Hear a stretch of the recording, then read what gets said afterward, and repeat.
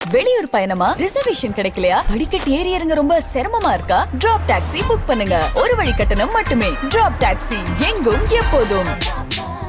திருப்பரங்குன்றம் மலை மீதுள்ள தர்காவில் ரம்ஜான், பக்ரீத் ஆகிய பண்டிகை நாட்களில் மட்டும் தொழுகை நடத்த அனுமதி என்ற உயர்நீதிமன்ற தீர்ப்பை உச்சநீதிமன்றம் உறுதி செய்துள்ளது.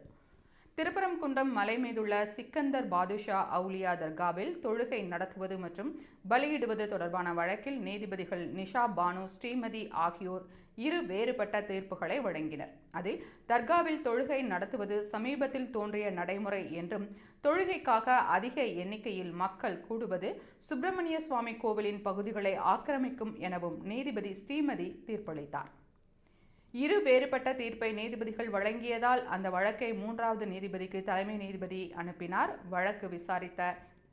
வழக்கை விசாரித்த மூன்றாவது நீதிபதி ரம்ஜான், பக்ரீத் ஆகிய பண்டிகைகளின் போது மட்டும் தொழுகை நடத்துவதற்கு வரையறுக்கப்பட்ட உரிமைகள் இருப்பதாக தீர்ப்பளித்தார். மேலும் குண்டில் பலியிடும் வழக்கம் குறித்து ஒரு தகுதி வாய்ந்த உரிமையியல் நீதிமன்றம் முடிவு செய்யும் வரை பலியிடுதல், சமைத்தல், அசைவ உணவு கொண்டு செல்லுதல், பரிமாறுவது ஆகியவற்றிற்கு நீதிபதி தடை விதித்தார்.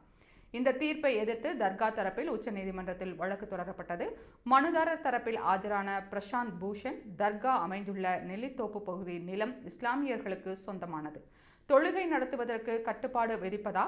தொழுகை நடத்தியதால் அந்த பகுதியில் சட்டம் ஒழுங்கு பிரச்சினை வந்தது கிடையாது என்று வாதிட்டார்.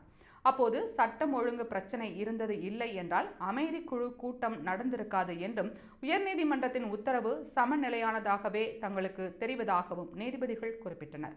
மேலும் அந்த உத்தரவில் தாங்கள் தலையிட விரும்பவில்லை என்றும், உயர்நீதிமன்றத்தின் உத்தரவு உறுதி செய்யப்படுவதாகவும் நீதிபதிகள் தீர்ப்பளித்தனர்.